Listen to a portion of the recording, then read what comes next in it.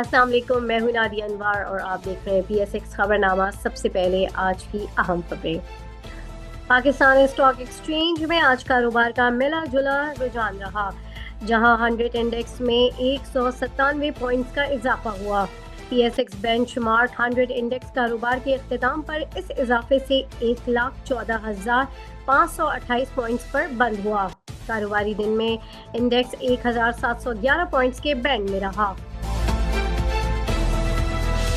Interbank में आज कारोबार के दौरान अमरीकी डॉलर 4 पैसे महंगा हो गया। इंटरबैंक में डॉलर 4 पैसे महंगा होकर 279 रुपए 70 पैसे का हो गया। बिजली पैदा करने वाली कंपनी कैपको ने आज के रोज इतला दी कि नेपरा ने तकसीम कार कंपनियों के लिए पावर ऑक्शन प्लान 2023-2027 में इसके पावर प्लांट की शमूलियत की मंजूरी दे दी है। IBP ने पाकिस्तान स्टॉक एक्सचेंज को अपने नोटिस में इस पेशरफ्त से आगाह किया। कैपको का कहना है कि national task force structural reforms के साथ मुज़ाकरात के बाद कंपनी की पावर परचेज एग्रीमेंट की पेशरफ्त हुई है। ईरान पर पाबंदियों और मजबूत रिफाइनिंग मार्जिन्स के बाइस खाम तेल की कीमतें बढ़ गईं। खाम तेल की कीमतों में आज मुसलसल दूसरे रोज इजाफा रिकॉर्ड किया गया, क्योंकि मशरकी वस्त की पैदावार ईरान पर आयद की गई नई अमरीकी पाबंदियों ने सप्लाई में मुमकिन कमी के खदशात को बढ़ा दिया, जबकि आलमी रिफाइनिंग मार्जिन्स भी मुस्तहकम रहे।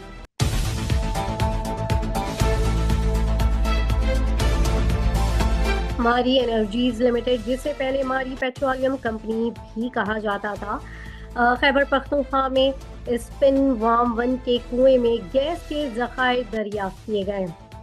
पाकिस्तान की सबसे बड़ी तवानाई और एक्सप्लोरेशन कंपनी में से एक लिस्टेड कंपनी ने आज पाकिस्तान स्टॉक एक्सचेंज को अपने नोटिस में इस पेशरफ्त से आगाह किया। मजीद इसमें मारी एनर्जीज लिमिटेड ने खैबर पख्तूनख्वा के ज़िला शुमाली वजीरिस्तान में वाक़ वजीरिस्तान ब्लॉक में खोदे गए स्पिन वार्म 1 नामी कुएं में गैस की दरियाफ्त की है। ये थी अब तक की आम खबरें। अब चलते हैं अपने नेक्स्ट सेगमेंट की तरफ, जो कि है क्वेश्चन आंसर्स विद एक्सपर्ट।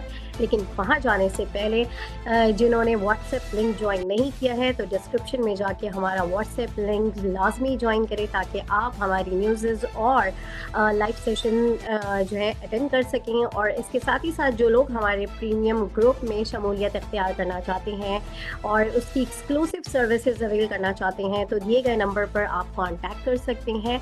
और इसके साथ ही साथ जो लोग स्टॉक मार्केट के कोर्स में इंटरेस्टेड हैं, जो चाहते हैं कि स्टॉक मार्केट में सीख के काम किया जाए ताकि नुकसान ना उठाया जाए और इसके साथ ही साथ जो है ना सिर्फ खुद को बल्कि दूसरों को भी बेनिफिट दिया जाए, तो वो हमारे फंडामेंटल और टेक्निकल कोर्स में एडमिशन ले सकते हैं, जिनका बाकायदा आगाज़ रमज़ानों के बाद होगा और जो है बहुत लिमिटेड स्लॉट हैं। तो जल्दी से जाकर अपनी स्लॉट बुक करवा लीजिए।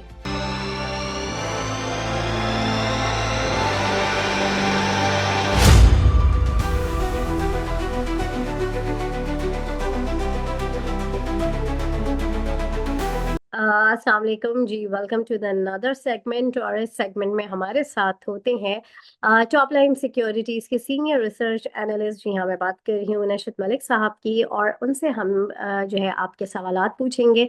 तो चले उन्हें वेलकम करते हैं। अस्सलाम वालेकुम सर। वालेकुम सलाम। सर, सबसे पहले तो आज एक मार्केट का ओवरव्यू मैं आपसे चाहूंगी कि एक शॉर्ट ओवरव्यू आप दें, और साथ ही साथ जो है कल की मार्केट को किस तरीके से देख रहे हैं, थोड़ा सा इसके हवाले से आप हमें बताएं। जी जी, अगर हम मार्केट को देखें तो मार्केट में आज मार्केट जो है वो थोड़ी अप डाउन रही। मार्केट जो है वो अप जाने के बाद इवेंचुअली जो है सिर्फ 200 पॉइंट्स पॉजिटिव क्लोज हुई। और उसमें अगर हम देखें तो मेनली बैंक कल भी एमसीबी, ओजीडीसी, मेपल और मारी की वजह से पॉजिटिव रही मार्केट। और उसके अलावा अगर हम देखें तो काम अच्छा हुआ आज भी मार्केट में। मार्केट में 29 बिलियन रुपीस का काम हुआ और 494 मिलियन शेयर्स की ट्रेडिंग हुई। हम्म। सही। और फौजी सीमेंट जो है वो लीडर था, उसके 61 मिलियन शेयर्स का काम हुआ आज। सही, बिल्कुल। अच्छा सर, कुछ क्वेश्चंस हैं जो आपके लिए आए हैं। सबसे पहले जो है पूछा गया है कि I am stuck in PSO, PPL, Engro, Ghani, Mari and CSAB, यानी क्रिसेंट, उसमें क्या किया जाए? ये पीएसओ ठीक है, पीपीएल इस रेट के ऊपर इतना नहीं। गनी अगर ग्लास का पूछ रहे हैं तो बस ठीक है, इतना कोई अच्छा ऑप्शन नहीं है हाई रिटर्न के लिए। मारी, एंग्रो और सीएसएपी। मारी, एंग्रो और सीएसएपी तीनों ही इतने खास नहीं है इस रेट्स के, इन रेट्स के ऊपर। तो क्या किया जाए? स्टक हुए में क्या किया जाए इसमें? स्टक हुए में तो होल्ड ही रखे हैं अभी फिलहाल। सही, बिल्कुल। अच्छा, और यहाँ पर जो है मजीद ये है कि एमएलसीएफ शुड बाय। जी, एमएलसीएफ बाय कर सकते हैं लेकिन थोड़ी डिप्स के ऊपर। Okay, please share about ASL. ASL के बारे में बताएं।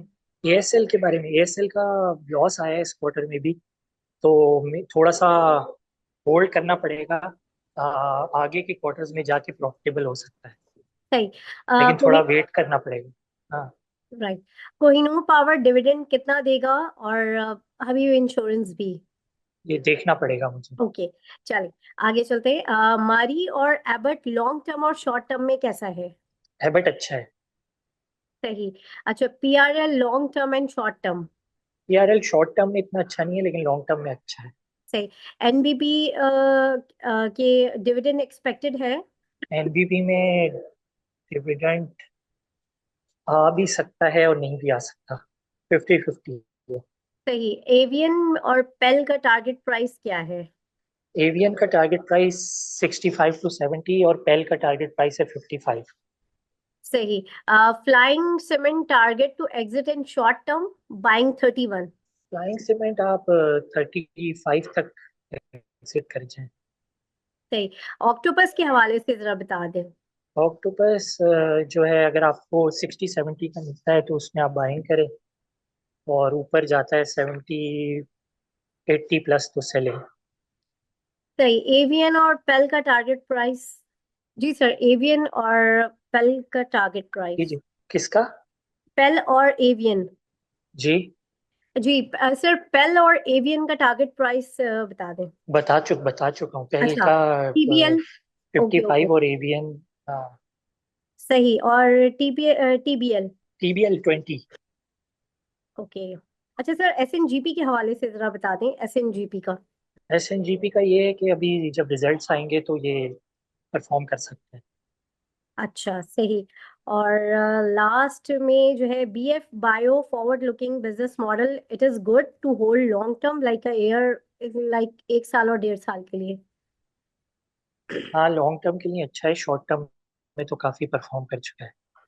सही। और टारगेट प्राइस पीएनएससी। PNSC की टारगेट प्राइस, वैसे अच्छा स्टॉक है, हम्म। टारगेट प्राइस देखनी पड़ेगी। सही है। बहुत शुक्रिया सर नशरत आपका। और नाजरीन, अब हम चलेंगे अपने नेक्स्ट सेगमेंट की तरफ, जो कि है क्वेश्चन आंसर विद एक्सपर्ट, लेकिन उसमें हम बात करेंगे मार्केट को टेक्निकली।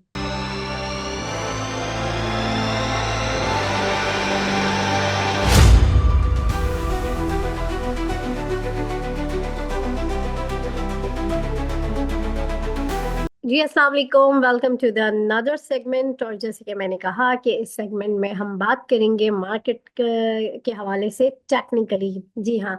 और यहाँ इस सेगमेंट में हमारे साथ मौजूद होते हैं टॉप लाइन सिक्योरिटीज़ के हेड ऑफ कमोडिटीज़। जी हाँ, मैं बात कर रही हूँ मोहसिन हसन हाशमी साहब की। तो लेट्स वेलकम हिम। अस्सलाम वालेकुम सर। अस्सलाम वालेकुम जी, कैसे हैं आप? खैरियत से? वालेकुम सलाम सर, अल्हम्दुलिल्लाह मैं ठीक हूँ, आप कैसे हैं? अल्हम्दुलिल्लाह।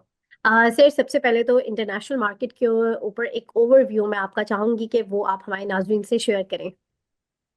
अच्छा, इंटरनेशनल मार्केट्स के अंदर आज जो है वो प्रॉफिट टेकिंग देखने में आई। गोल्ड अपने ऑल टाइम हाईस पे ट्रेड कर रहा था और हमने हमने सुबह विटनेस किया कि प्राइसेस के अंदर करेक्शन आई। अभी भी प्राइसेस जो है वो थोड़ी सी डिक्लाइन हुई है, ऑलमोस्ट 1%। और तकरीबन गोल्ड की बात करें स्पेसिफिकली तो 2940 के पास ट्रेड कर रहा है। मजीद गुंजाइश है डाउन साइड की। हमने इस पे कल भी जिक्र किया था कि अब गोइंग फॉरवर्ड थोड़ी सी करेक्शन आ सकती है मार्केट्स के अंदर। तो अब ये है कि इसी तरह सिल्वर के अंदर भी हमने करेक्शन देखी, तो ये करेक्टिव वीक कह सकते हैं। इकोनॉमिक नंबर्स भी आज कुछ है, कंज्यूमर कॉन्फिडेंस के नंबर्स हैं 8 बजे के करीब, तो वो मार्केट के ऊपर थोड़ा सा इम्पैक्ट उसका आएगा।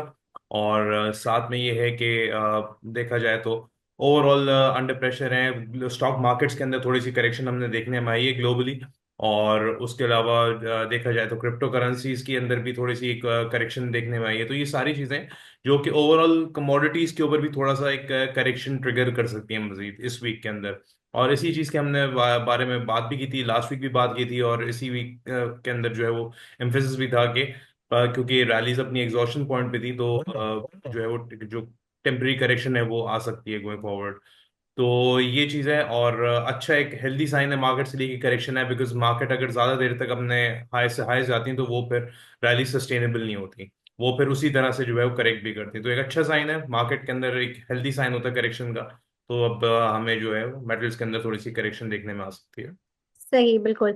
अच्छा सर, और अब थोड़ी सी बात करें हम अपनी स्टॉक मार्केट की, तो उसको जो है किस तरीके से आप देखते हैं आज जो है क्या व्यू रहा, और कल किस तरह से आपकी प्रेडिक्शन होगी कल की मार्केट को लेके, थोड़ा सा वो हमें आप बताएं। अच्छा देखिए, मार्केट ने तो आज काफी स्ट्रॉन्ग मोमेंटम के साथ एक दिखाई, लेकिन एक जो चीज थोड़ी सी कंसर्निंग वो यही है कि एक 16 के पास मार्केट फिर गई, 15 800 900 के पास जाके वहां से फिर हमने देखा कि बड़ी प्रॉफिटिंग देखने में आई। तो ये हम्म। जब तक सिलसिला जारी रहेगा इस तरह का, और मार्केट अपने अपने हाईस के पास जाके स्टेबल नहीं होती, तो और वहां से प्रॉफिटिंग ट्रिगर हो जाती है अपने नए हाईस के पास से, जो मार्केट उस पे जाती है।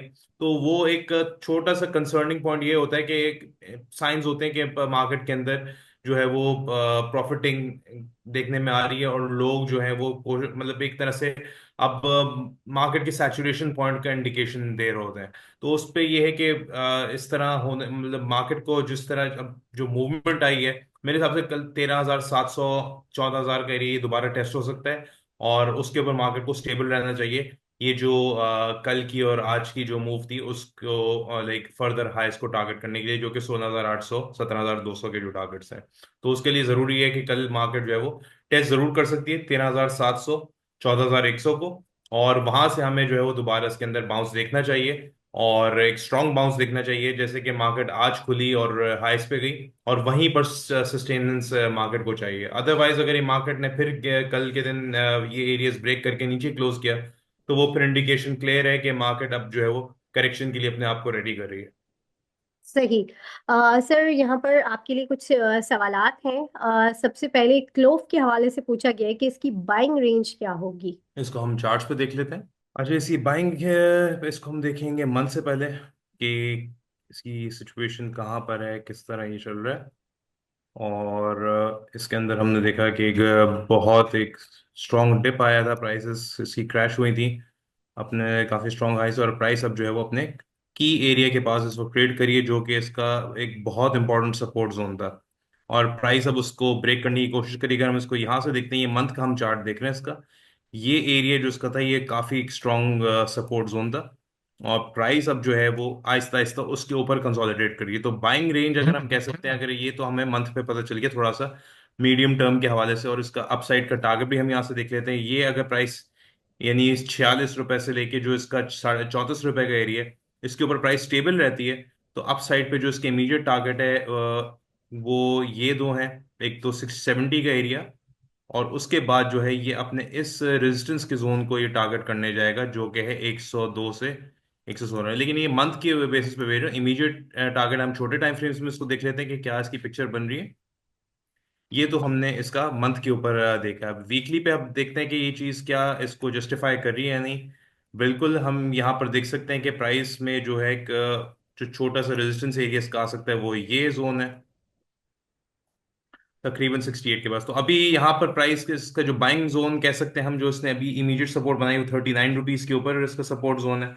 और जो ओवरऑल मंथ पे अगर हम थोड़ा सा मीडियम टर्म के लिए देखें, तो 45 रुपए से जो 35 रुपए का एरिया है इसका, ये बाइंग एरिया है। इसके इमीडिएट टारगेट जो मेरे हिसाब से बनते हैं वो है 65 रुपए से 68 रुपए का एरिया पहले। और प्राइस अगर इसके ऊपर स्टेबल हो गई, तो फिर हमें एक इसके अंदर रैली एक्सटेंडेड नजर आएगी तकरीबन 102 से 120 के रीजन थे। तो ये रीजन ऐसे हैं कि ये टारगेट्स इसके बन सकते हैं। कंडीशन ये है कि प्राइस अपने आप को स्टेबल रखे पहले तो इस बाइंग जोन के ऊपर, और के 68 65 को टारगेट करे, और सिर्फ 68 के ऊपर स्टेबिलिटी का मतलब ये कि फिर ये जाएगा अपने इस सप्लाई जोन की तरफ 102 से 120 का जो एरिया है।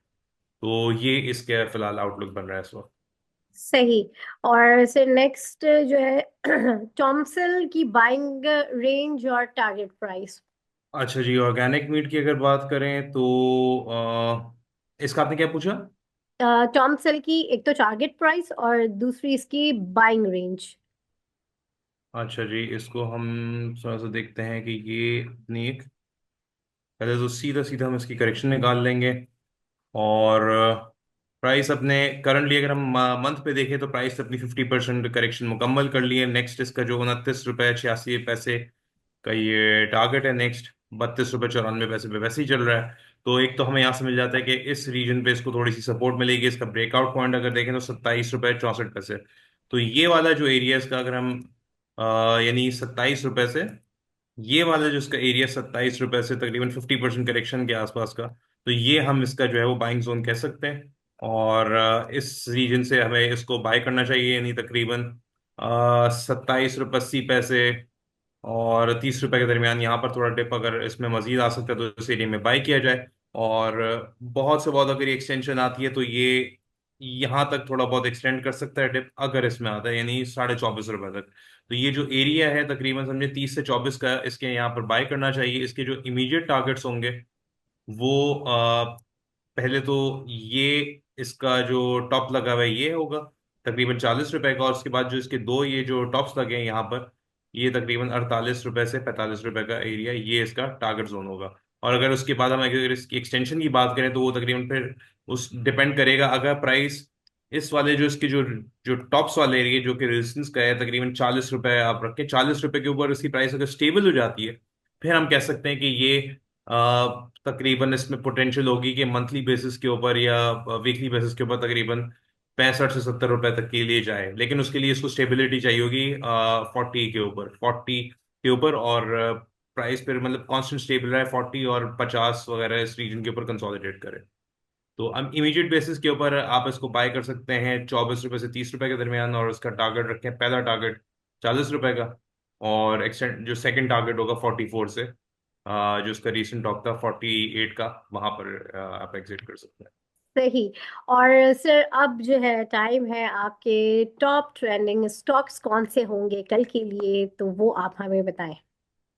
अच्छा जी, पहले तो फ्रेजलैंड कैंपीना की बात करते हैं हम, एंग्रो ओके। और FCPL।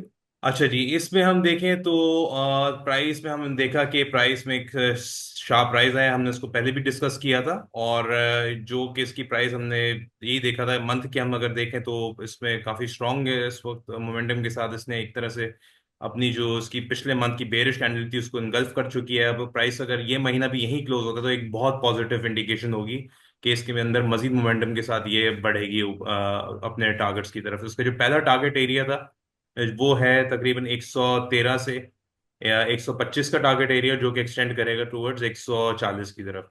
तो ये दो टारगेट्स हैं। जब तक ये स्टॉक इसको देखें, आज भी देखें तो तकरीबन इसके अंदर तकरीबन 5 रुपए का गेन आया है थोड़ा बहुत। अगर इसको पुल बैक्स वाली जगह मैं यहाँ पर मार्क कर देता हूँ, ये एरिया है 95 रुपए से के आसपास से, जो है 95 और 100 के दरमियान। यहाँ से थोड़ा सा एक हमें पुल बैक मिल सकता है, जो कि 12 प्राइस को अराउंड मिड 80s तक सेंड कर सकते। तो यहाँ पर दोबारा इसकी बाइंग बनेगी। और जब तक हमने इसको डिस्कस भी किया था 72 और तकरीबन 75 के ऊपर जब तक इसकी प्राइसेस हैं, तो उसके टारगेट जो है अपसाइड के 112 बल्कि 114 से 125 का एरिया, और एक्सटेंशन जो है वो 140 की है। सही। और अब नेक्स्ट कौन सी है आपकी ट्रेंडिंग नेक्स्ट जो है वो स्टॉक। मेपल लीफ सीमेंट के बारे में बात करेंगे हम। ओके।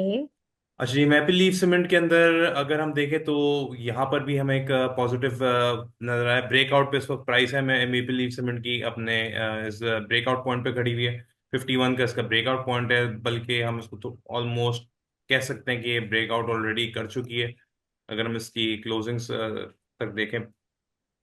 तो यहाँ से अगर हम इसका देखते हैं तो इसका पहला टारगेट तकरीबन 56 रुपए का बनता है, 56 से 57 का, बल्कि 57.6 का, ये इसका टारगेट एरिया है ब्रेकआउट पे। और उसके बाद अगर प्राइस यहाँ पर स्टेबल रहती है इसके ऊपर, और तो इसका समझे नेक्स्ट टारगेट होगा तकरीबन 62 रुपए का। तो ये दो टारगेट्स हैं इसके, 62 और 57 के। और कंडीशन ये है कि प्राइस इसकी अभी कमिंग डेज के अंदर ये जो रीजन है इसका तकरीबन समझे ये बन रहा है 44 रुपए से 46 रुपए का, इसके ऊपर प्राइसेस जो है वो स्टेबल रहे। और मोस्ट इम्पोर्टेंटली जो उसने आप हम यहाँ देख सकते हैं कि इसने अपने जो एक तरह से फ्लोर बनाया है वो तकरीबन 41 रुपए और के आसपास जो है वो प्राइस आपको बहुत ज्यादा 2 से 3 बार अटेम्प्ट हुई है, तकरीबन 41 रुपये 80 पैसे के पास वहां से सपोर्ट बिल्ड करके प्राइस जो उठी है, तो वो अब स्ट्रॉन्ग मोमेंटम के साथ जो है वो बढ़ने की कोशिश करिए। थोड़ा बहुत अगर डिप भी आता है तो 49 एक बहुत अच्छा एरिया होगा कि वहां पर इसको बाय किया जाए। टारगेट ये दो इसके बनते हैं, एक तो 57.6 और 62 के। सही। और अब जो है हम जानेंगे आपसे लास्ट ट्रेंडिंग टॉप आपकी कौन सी है। लास्ट में हम करेंगे डिसाइड ATRL। ओके। और इसके अंदर काफी ज्यादा रूम नजर आती है, इसकी जो दो बाइंग एरियाज हैं, प्राइस भी इसकी समझे RSI भी तकरीबन ऑलमोस्ट अपना ब्रेकआउट पॉइंट के पास खड़ा हुआ है 60, जो है वो मोमेंटम पे करती है प्राइस और टारगेट करेगी। तो उसका जो पहला टारगेट एरिया बन रहा है वो तकरीबन 680 से 695 का एरिया कह सकते हैं हम। और ये जो हमने यहाँ पर रेड सप्लाई जोन मार्क किया, तो यहाँ से अगर थोड़ा सा पुल बैक आया भी तो वो लिमिटेड होगा तकरीबन 660 650 के एरिया तक, बट वो दोबारा बाइंग का एरिया होगा। ओवरऑल समझे जब तक प्राइस इसकी 550 के ऊपर है, तो ये 550 के ऊपर है तो कोई कंसर्न वाली बात नहीं है। इसको डिप पे थोड़ा थोड़ा एक्यूमुलेट किया जा सकता है। इसका जो पहला टारगेट है वो 680 से जो है वो 695 का है। सेकंड टारगेट इसके जो रीसेंट टॉप से 750 से 775, ये इसके जो है वो सेकंड टारगेट जोन होगा। और इन केस अगर गोइंग फॉरवर्ड इसके फंडामेंटल्स भी अच्छे रहते हैं और प्राइस अगर स्टेबल रहती है तकरीबन 780 के ऊपर, तो फिर जो इसका एक्सटेंडेड टारगेट बनेगा वो 916 का बनेगा। लेकिन उसके लिए प्राइस को ये जो रीसेंट टॉप लगा हुआ है इसके ऊपर यानी 778 का उसके ऊपर स्टेबिलिटी चाहिए होगी 918 को टैप 916 को टैप करने के लिए। तो ये इसके दो टारगेट्स इमीडिएटली अभी हैं, 680 से 695, और उसके बाद फिर 750 से 775 का एरिया। तो ये दो टारगेट्स हैं 550 के ऊपर। जब तक ये स्टेबल है तो जो है वो डिप पे इसको बाय किया जाए। सही। बहुत शुक्रिया सर मोहसिन आपका, और जो आपने इतना अच्छा हमें ब्रीफ किया और आपके ट्रेंडिंग टॉप ट्रेंडिंग स्टॉक्स के लिए। और नाजरीन यहाँ पर मैं आप लोगों से इजाज़त लूंगी। देखते रहिए PSX खबरनामा विद नादिया नवार। अल्लाह हाफिज।